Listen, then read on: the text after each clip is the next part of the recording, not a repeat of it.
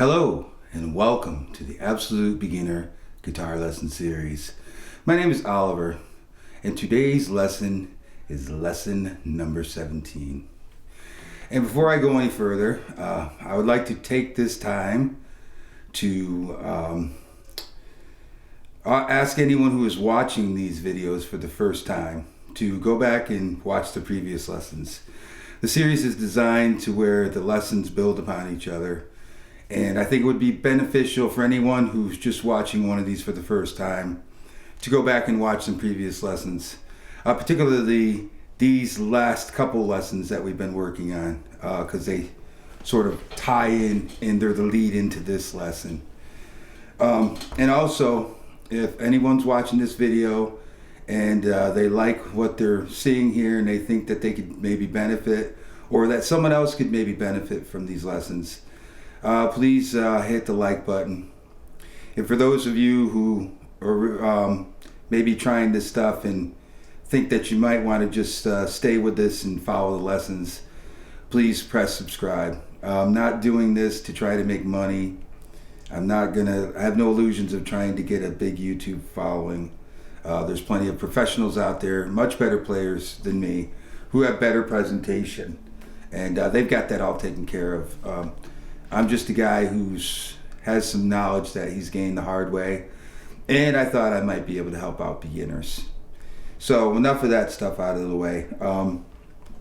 As always, I hope you have your guitar out, tuned to standard pitch, and I hope you have a notebook or binder, or at least a pencil and a piece of paper, something to write on, just in case you want to take notes.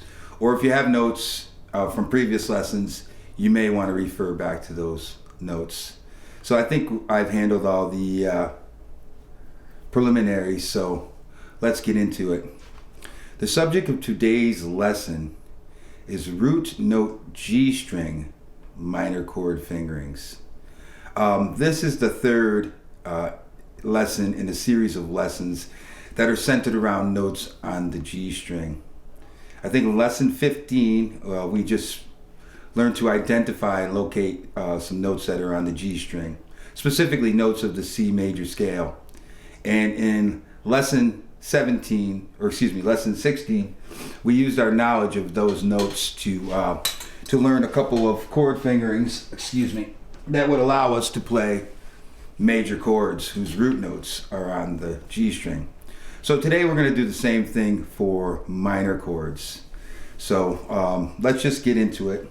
The parameters of this lesson, essentially what we're going to be doing is we are only going to be using the first three strings of the guitar, and that is the E string, the B string, and the G string. And these will be three note chords using those three strings. And all of the root notes of these minor chords will be found on the G string. And these root notes will all be root notes, notes that are in the C major scale. This isn't a set of chords to be played in the key of C. We are merely using notes of the C major scale as our root notes because we have familiarity with those notes.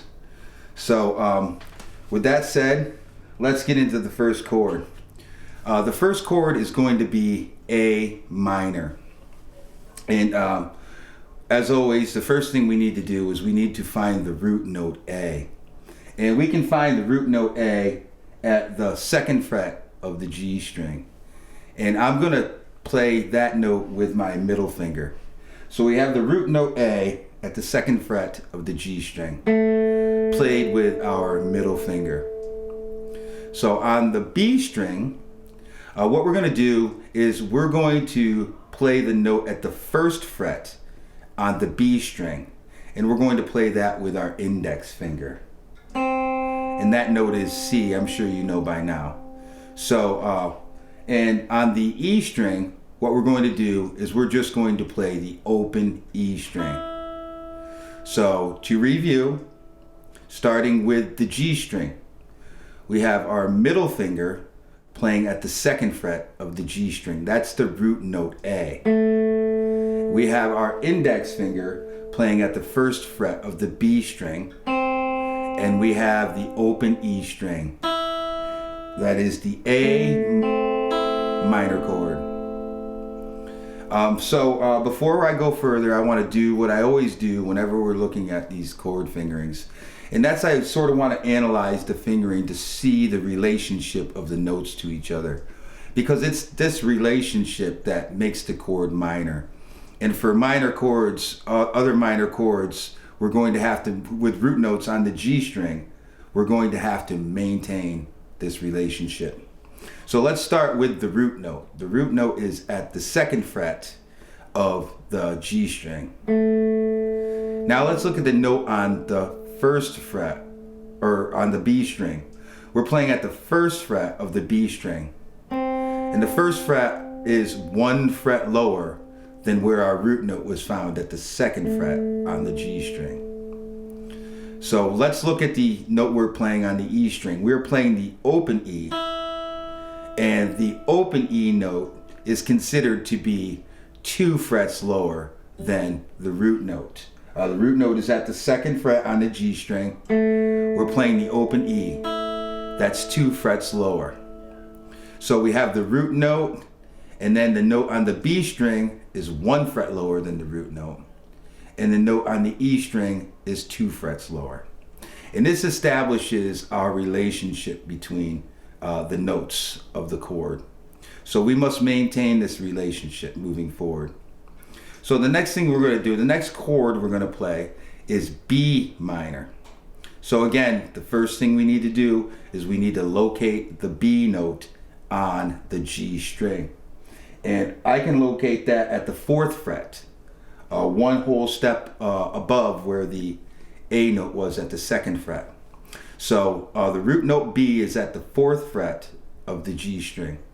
And I'm just going to play that with my ring finger. So now I want to recall what we just looked at, and that was the relationship between the notes to each other. When we played our A minor chord, we saw that the note on the B string was 1 fret lower than the root note. So we have our root note at the 4th fret on the G string. So in order to maintain that relationship, we're going to play the note at the 3rd fret on the B string. And we're going to use our middle finger for that note.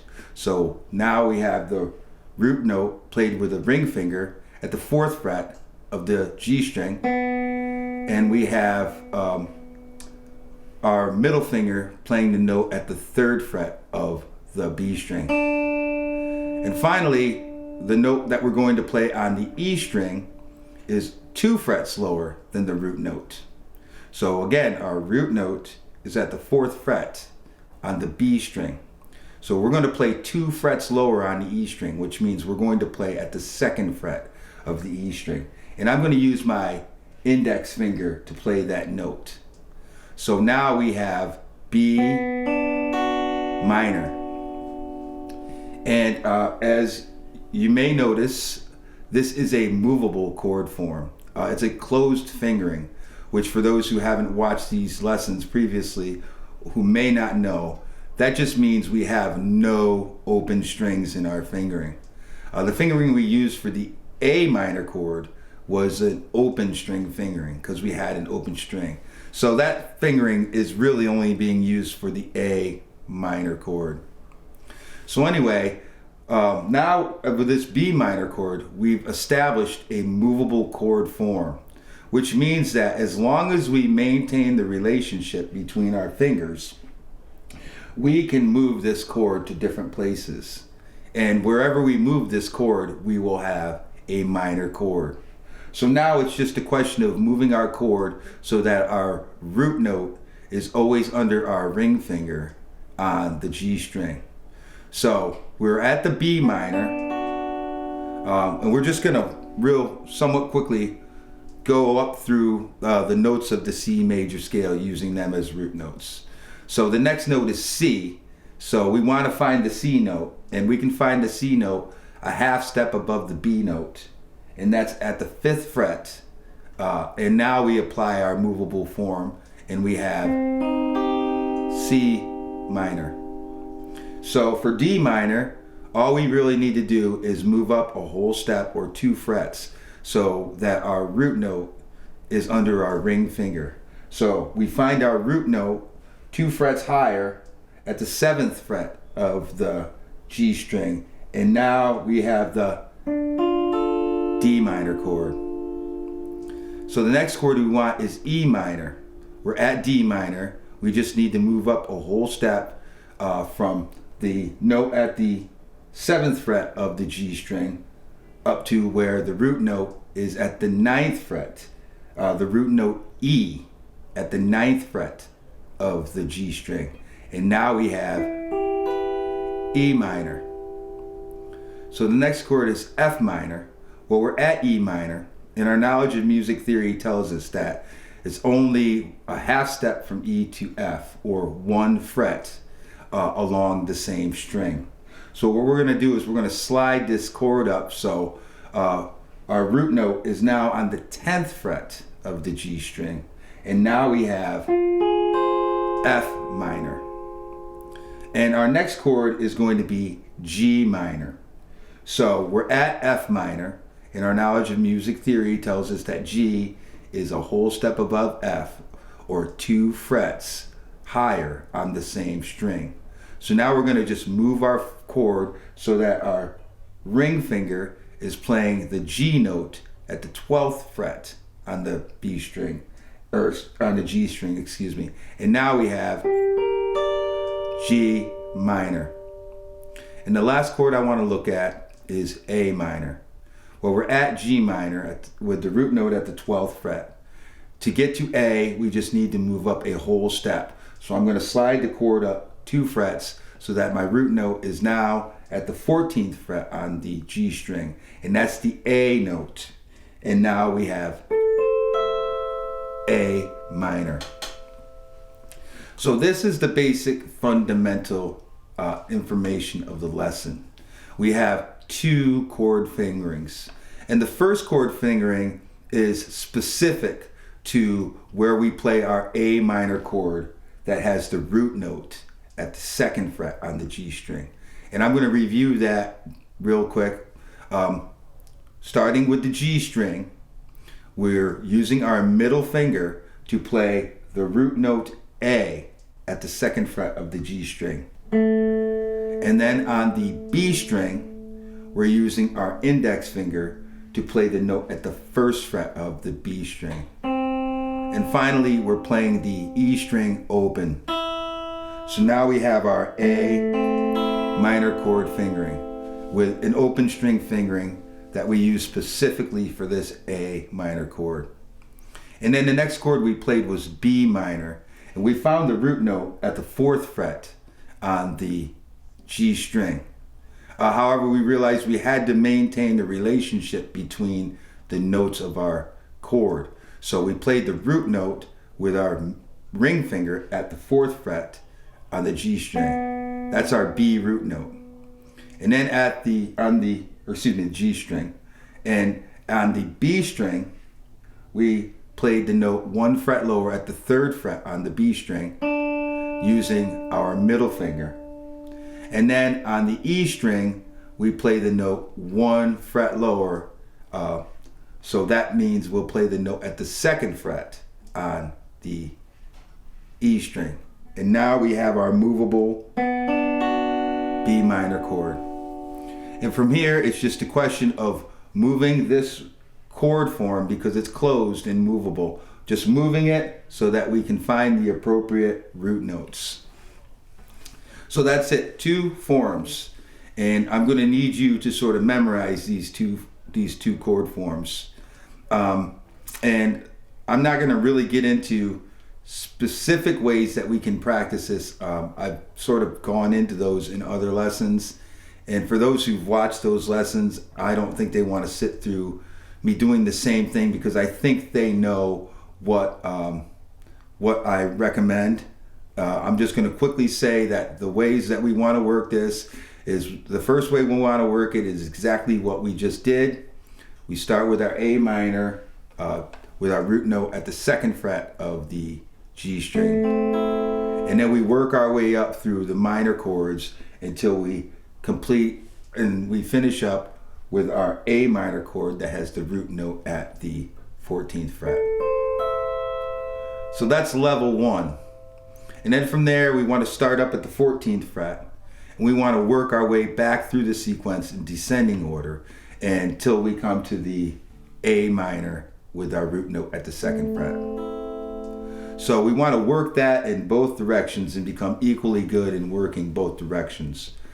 And once we start to become somewhat comfortable with that, we want to change it up. And that is to, as I always like to say, change our point of reference, which essentially means that we're going to find another place to start our exercise.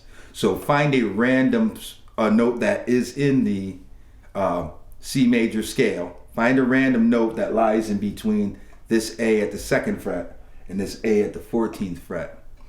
And then now the challenge becomes to locate that chord, which is good because the way that I've been talking about, the way we did it, we start with an A minor and we go up to an A minor. And even when we reverse the order, we're starting with A minor. So it's easy to get used to playing this in a certain way, but we want to get used to working with these chords. So we need to challenge our mind to find a different spot. Once we find a different chord, we can create a little exercise in our mind where we say, okay, I'm going to start at the C minor chord. So now my challenge is to locate the C root note and play my C minor chord. And then say, well, maybe I'm going to play from there up to the G minor chord. And then back down to the C minor chord. And there's pretty much endless ways that you can sort of exercise your mind around this. And the more you challenge yourself to come up with simple little exercises, the more you will start to recognize these chords when you see them. Because that's the whole purpose of everything that we've been doing. Our exercises are really, really simple. And I understand that they're probably boring and maybe you don't know where this is going. But what we're doing is we're learning how to play these chords and we're learning how to recognize these root notes because when we play songs, we must be able to locate our chords quickly. And this is the way to sort of build that ability, to build that facility. So that's it for the lesson. There's not much more to say other than that we are slowly expanding what we're doing on the guitar. And I ask that you have patience because maybe these chords we're playing don't really sound like the chords that you're used to hearing. But the reality is you do hear these chords. These chords are played all the time. They may be played in different places, but we're going to expand our ability to play these chords. But right now what we're doing is we're creating the basis that we're going to need to be able to expand. And by taking the approach that we're taking, we're going to know what we're doing as we move further and further into the guitar. So there's no rush. These lessons are not designed to go one to the other. They're designed so that when you watch the lesson, you're going to take a couple days, a few days, a week, whatever it takes for you to get somewhat comfortable and to mentally wrap your head around what it is that we're doing.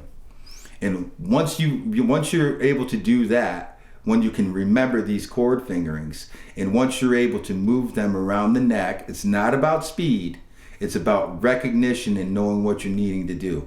Once you're able to do that, you'll be ready to go on to the next lesson.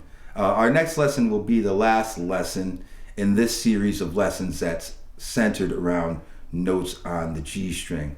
And as I've done with the notes on the B string and the notes on the E string, we're going to take these major and minor chords and put them together. Some of you who've been following these lessons probably know where I'm going. So once you feel comfortable with this lesson, you could probably take the initiative to do that on your own. But for those who may not understand what I'm talking about, the next time we come back, we're going to take the minor chord fingerings that we learned in this lesson, along with the major chord fingerings that we learned in the previous lesson. And we're going to apply those to a set of scale tone chords in the key of C major. so we can begin to hear what these chords sound like when they're put together in a more musical way. So put in your time, put in your work, and I hope to see you there. Peace.